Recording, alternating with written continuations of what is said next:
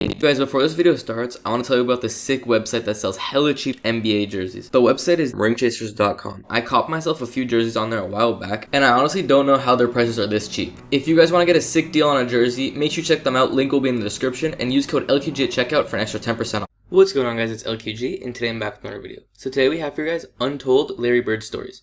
Now I already did an Untold Larry Bird trash talk stories, and if you want to go ahead and check that out, it will be the first link in the description, so you can go ahead and watch that after you watch this video. But this one does have trash talk stories as well, so if you enjoyed that, you'll definitely enjoy this one, so make sure you watch it till the end. But it also has some crazy and funny stories as well. If you guys enjoy this video, make sure you smash the like button, and also subscribe to the channel to catch all the new content. We are releasing daily videos, so you definitely don't want to miss out. And with that being said guys, let's start the video. You at the three-point competition, walking in the locker room, who's playing? Did you really say that? Who's playing for second? Yeah, I did. I sort of felt bad. Yeah, when you walked in and asked who was going to get second place in the three-point contest, when you walked up, when you walked in there, what were you thinking when you made that announcement to the room? Just messing with all those guys like you always did. With everybody? I didn't. I had no clue. I never really practiced. Me and Danny used to shoot some before we went out there. Everybody's sitting there. Everybody's real quiet. You really didn't. You knew the guys, but you never were around them. Three-point contest at the All-Star break. And Larry walks in and says, I hope all you guys in here are thinking about second place because I'm winning this. Excuse me? Who were some of the guys? Who were some of the guys in the competition at that time when you walked in? Who was in that field? Come on, Coach. You know. No, I don't really remember. Dell Ellis. Yeah, Dell. What's Hodges. the kid that's Hodges. Leon Wood. And I'm sitting there with one of my teammates, Leon Wood, it was a great three-point shooter. Larry Bird comes in last. And nobody's really saying anything, so I walk in and look around, and it just came out. He says, who's coming in second? You already know who's going to win this. It was so quiet.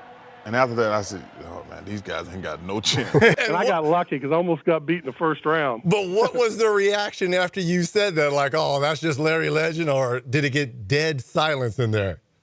It was silence. I think they were a little nervous. I like it. I think they were nervous.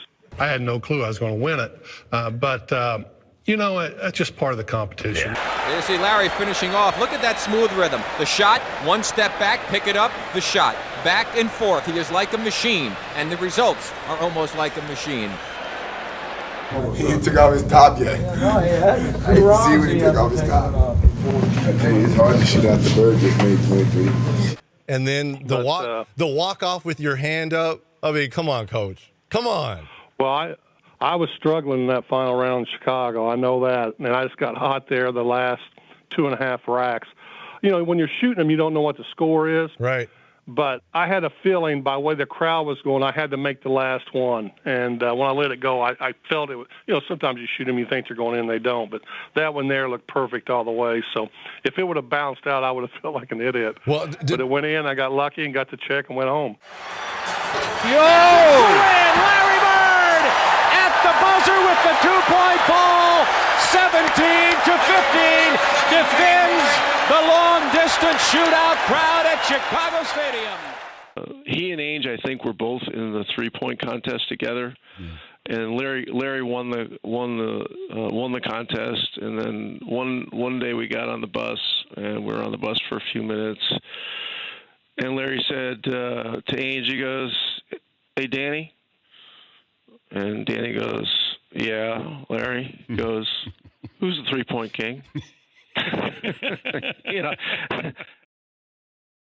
Larry Bird, he was not a nice guy.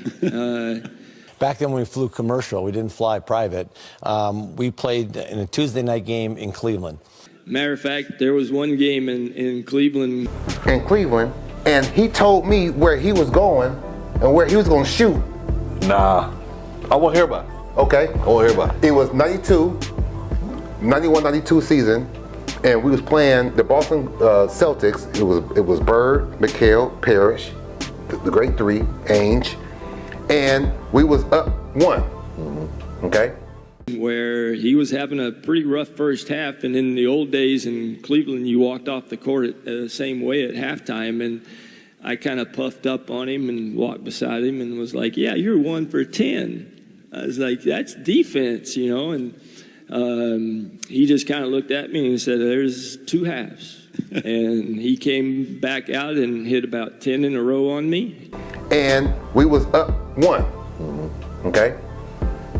He said, who's guarding me as we come out of timeout? Now, remember, I'm a rookie because Price is out because he hurt. Right.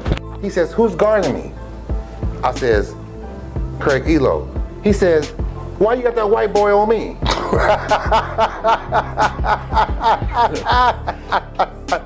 Don't put no white boy on me. He said that was the most. Now remember, Larry Bird is white. Right. And the last one was left-handed, and he asked me if my mother was watching. Well, you had the Bird night. I had the Bird night. Yeah, that was a tough night, man. The biggest argument that night is, well, you only scored 6 on me. But nobody was guarding Bird, were they? Well, we were trying. You were trying to. Yeah, but when a guy is literally coming up the court, calling his shots, and Bird talked a lot of trash. And that's in New Orleans. That's in New Orleans. You were playing the Hawks, and it was one of those times they were playing some home games down in New Orleans. In New Orleans, I'll never forget that game. He was so hot, he started shooting threes with his left hand. And it was in a neutral site, and I know that Larry was always telling the ball boys, hey, go find out the scoring record. As he was getting taped on the tape table, he would always say, hey, go find out the scoring record in this gym. We're on the free throw line, and he literally says, left side across the 3, and you're listening to him. That's a tough feeling. Yeah, that was the one game that I think he tortured Dominique. He saw Dominique, this up-and-coming player, and he just tortured him mentally. That game, he tortured all of them. I mean, it was mind-blowing. I think Bird went by the bench one time, too. He fell in the bench. Oh, he did. Yeah, and he called that one. That was the one where he fell in it. He literally said, off the glass into the trainer. And, yeah, and so it was a bad night. It's going to be a 3, and it's going to be awful beats. And then he said, who wants it? And I think Ricky Brown, I'm not for sure who it was, ran out after him. And he shot this high rainbow.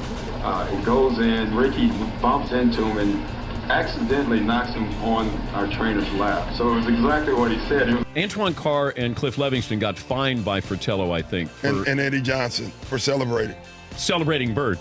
Yeah, it was the best film session. Every time when I see Mike, we still laugh. God, it was good. It was the greatest film session ever, because back then you didn't have, you watched the real game and just went, with a video, and Mike rewound the celebration 20 times. He just kept, not the shot, he just kept rewinding it, showing the guys, you remember they're giving each other high five. And then somebody falls off the bench, Yeah, too. that was Eddie Johnson. Yeah. Eddie Johnson falls off the bench in laughter. I mean, everybody was entertained by this. Even the guys on the Atlanta bench. They got fined for that, I heard. Yeah. Watch the reactions on the Atlanta bench. You see Scotty Hastings put them laughing. Yeah, when you get watch Cliff Livingston over here. I think this is Cliff. And our film session was 20 minutes of that. Larry, put on a show that night, and I mean, just to get the whole Atlanta bench going crazy on some of the shots that he was making down the stretch is a pretty good indication. I'm not sure I've ever seen that before. And we never shook hands for 13 years. So that's it for this video, guys. I want to thank you guys so much for watching. If you did enjoy, make sure you leave a like and also subscribe to the channel. Like I said at the beginning, we're releasing daily videos for all of 2021, so you don't want to miss out. And yeah, I'll catch you guys on the next video. Thank you guys for watching, and have a great day.